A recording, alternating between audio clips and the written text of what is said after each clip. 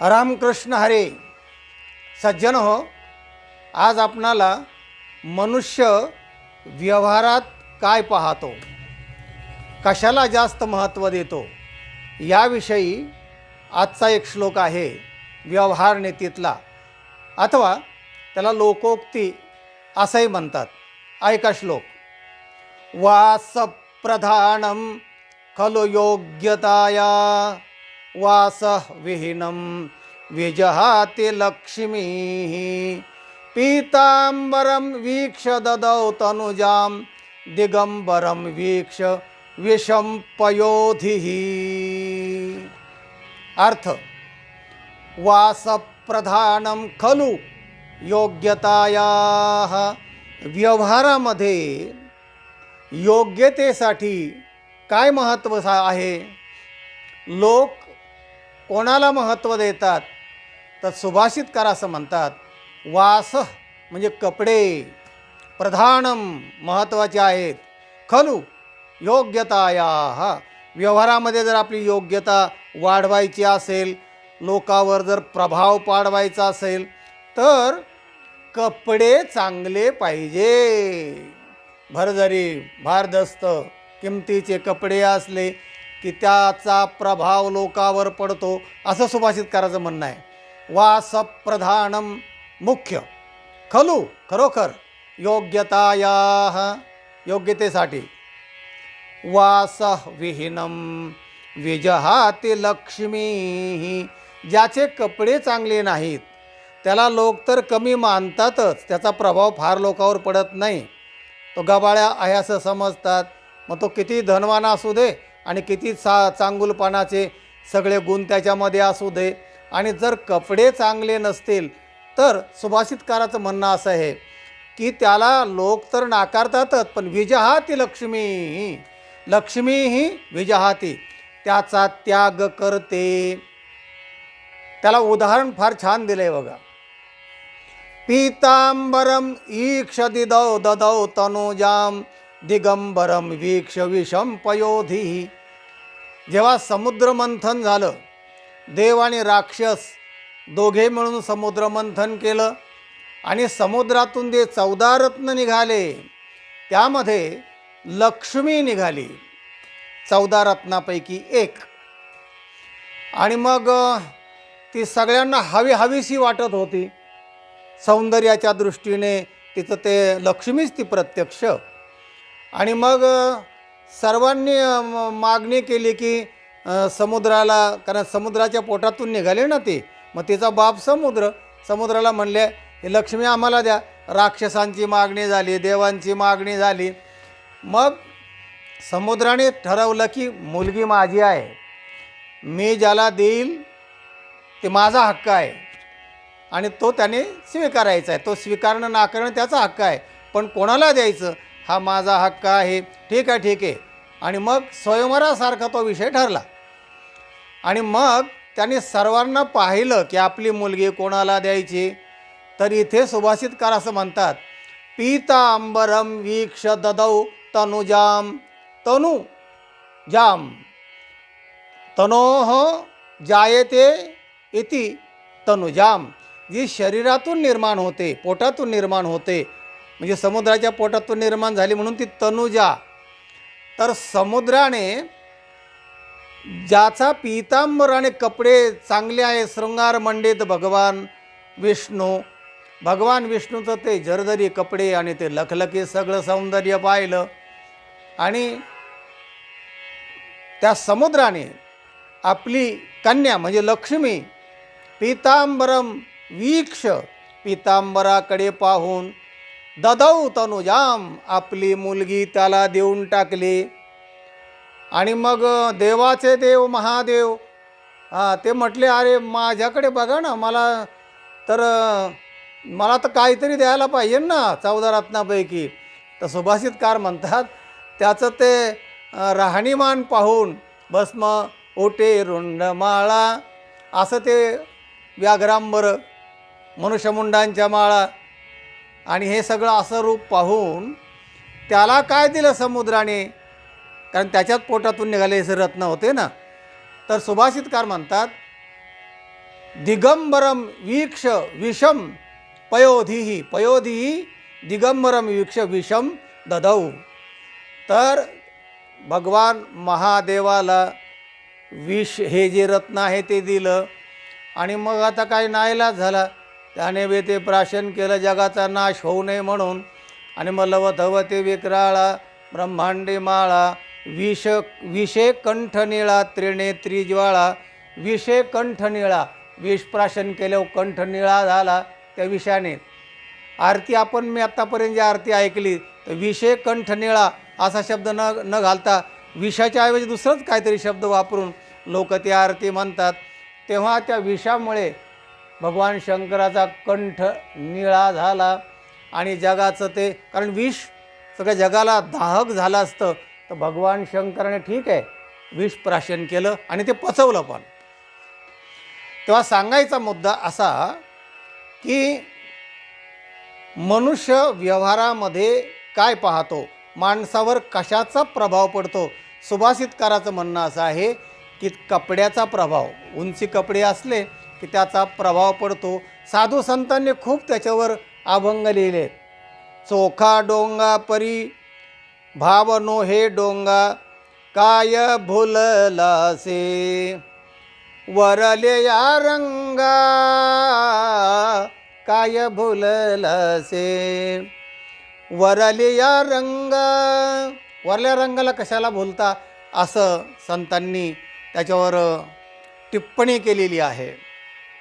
पण लोकांना त्या टिप्पणीकडे फार दुर्लक्ष आहे. ज्यांचं क्वचित असेल ते सुधारतील, पण लोक काय ऐकत नाही, ते वरल्या रंगालाच भुलतात. तेव्हा उंची कपड्यामुळे काय होतं याच्यावर आपण एक दृष्टांत पाहूया. एक श्रीमंत स्त्री होती आणि तिला एका मोठ्या समारंभामध्ये जायचं होतं. लग्न समारंभ तिच्या नातेवाईकाचा होता आणि त्या समारंभात दुसऱ्या गावामध्ये तिला जायचं होतं. तर मग तिला जोडीदारीन कोणीतरी पाहिजे होती सोबत. मग तिने विचार केला म्हणले आता आपल्या हक्काची कोण, तर ती मोलकरीण जी होती ती दिसायला सुंदर होती. तर तिने तिला विचारलं, म्हणले अगं तू येतेस का माझ्याबरोबर त्या समारंभामध्ये. ते म्हणले ये बाया, म्हणले मला काय, मी माझं कपडे कसले काय आणि मी त्या तुमच्या एवढ्या मोठ्या समारंभामध्ये कसं काय, तुम्हाला तुमचं आबरू जाईल. म्हणले मी नाही म्हणले त्याची नको तू काळजी करू, भरजरीचं मोठी पैठणी तुला देते, दागिने देते, मेकअपचे सगळे प्रसाधनं देते आणि तू माझ्याबरोबर चल. झालं. तिने तिला असे उच्च प्रतीचे कपडे घालायला दिले आणि तिला शृंगारमंडित केलं, तिचं मेकअप केलं आणि ती दिसायला मुळातच सुंदर असल्यामुळे आणखीन सौंदर्यामध्ये भर पडली तिच्या. आणि मग तिचं सौंदर्य पाहून हिला जरा चकचक वाट लागली. अगं बाई, म्हणले ही मोलकरीण आहे ना, त्या समारंभात पटकेने कुठेही बसन तर माझी साडी मळून जाईल आणि ते हे होईल. मग तिने काय केलं, एक बसकार बरोबरच ठेवला आपल्या पिशवीमध्ये. हां. आणि जेव्हा ती समारंभात गेल्या तेव्हा तिला बसायला लागली. असं पाहिलं की तिच्या पुढं ती बसकर टाकायचे, मग ती तिच्यावर बसायची. लोकांनी पाहिलं, अगो बाई म्हणले बाया काय. आणि ते लोकांना वाटलं आपली एवढी मोठी श्रीमंत स्त्री, आपली ही असणारा बाई असताना ही ज्या अर्थी तिला बसायला टाकते त्या अर्थी ही हिच्यापेक्षा काहीतरी मोठी उद्योगपती असली पाहिजे. हां, मालकिनीची मालकीन कोणीतरी असली पाहिजे. म्हणून तिच्याच लोक तहनातीला लागले, तिचाच आदर सत्कार जास्त करायला लागले, वाजंत्री वाजून तिलाच पुढं करायला लागले.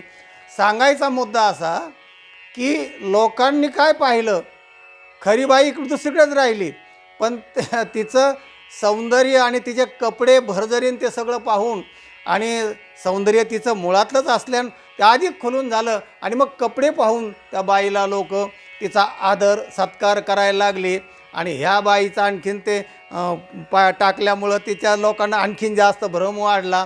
सांगायचा मुद्दा असा आहे की माणसं काय पाहतात. तेव्हा सौंदर्यशास्त्रकारांनी सौंदर्याची व्याख्या करताना सौंदर्यशास्त्रामध्ये मोठमोठ्या व्याख्या केलेल्या आहेत, पण सगळ्यात महत्त्वाची व्याख्या जी आहे तर ती आहे की नेमकं सौंदर्य म्हणजे नेमकं काय असतं बाबा. तर एक व्याख्या अशी आहे, यदेव रोचते यस्मै भवेत तत्तस्य सुंदरम. ज्याला जे आवडतं, ज्याला जे भावतं त्याला ते सुंदर दिसतं, सुंदर वाटत असतं. एखाद्या आईला आपलं मूल भावतं, तिचं प्रेम असतं, तिला ते सुंदर वाटतं. मग भलं ते काळं असू दे, डबरं असू दे, कसंही असू दे, तिला ते मुलगं सुंदर वाटतं. भक्त असेल एखादा देवीचा, देवीचं रूप जरी त्याला असंही असलं तरी त्याला ती देवी आपली सुंदर वाटते. तेव्हा यदेव रोचते यस्मै, ज्याला जे आवडतं त्याला ते सुंदर असतं. तेव्हा सौंदर्य हे वस्तूत नाही, सौंदर्य हे भावनेत आणि सौंदर्य हे दृष्टीमध्ये असतं, अशी ही व्याख्या आहे. आणि ती व्याख्या जास्त सार्थ आहे. तेव्हा कोण किती सौंदर्याला महत्त्व देतं त्याविषयी आणखीन एक दृष्टांत पाहू आणि मग हा व्हिडिओचं आपण समारोप करूया. तर एका मोठ्या समारंभामध्ये एका नटीला प्रमुख पाहुणे म्हणून त्या गावकऱ्यांनी बोलवलं. आणि ते नटी किंवा मोठे लोक किंवा मंत्री बिंदे असे असतात ना, ते थोडे 5-10 मिनटं लेट होऊन जातात. म्हणजे लोकांची आतुरता वाढवायची, सगळे लोक जमू द्यायचे आणि मग ते शायनिंग करत करत जायचं. मग त्याचे जय जयकार व्हायचे. अशा प्रकारचं ते लोक राहाटी आहे. ते आजही आहे आणि पूर्वी पण होती. तर त्या समारंभामध्ये प्रसिद्ध नटी असणारी तिला लोकांनी बोलवलं होतं. आता ती जेव्हा स्टेजच्या जवळ गेली तेव्हा ती पाहिल्यानंतर जे तरुण पोरं होते ना, तर ते शिट्ट्या मारायला लागले मोठ्या मोठ्याने. ते शिट्ट्या मारायला लागल्याबरोबर पोलिसांनी दंडके उगारले आणि दंडके उघडून त्यांना रोखलं. त्या पोरांना रोखल्याबरोबर त्या बाईने सांगितलं पोलिसांना, हो त्यांना का रोखताय तुम्ही. ते म्हणले, अहो ते शिट्ट्या मारतात, फालतू पोरं शिट्ट्या मारतात. ते म्हणले शिट्ट्या मारू देत. हां, शिट्ट्या वाजवतात म्हणजे ते माझ्या सौंदर्याला दाद देतात आणि त्याचा मला अभिमान आहे. तेव्हा तुम्ही त्याला रोखू नका. हां, म्हणजे बघा आता हे तिला तिच्या सौंदर्याचा अभिमान आहे आणि ते शिट्ट्या मारतात, ती माझ्या सौंदर्याला दाद देतात, अशी तिची कल्पना आहे. आणि ती सार्थ असू शकते. तेव्हा सांगायचा मुद्दा असा, कोण सौंदर्याला किती महत्त्व देतं आणि हे बाह्य सौंदर्यालाच जास्त लोक महत्त्व देतात, असं या सुभाषितकाराला सांगायचं आहे.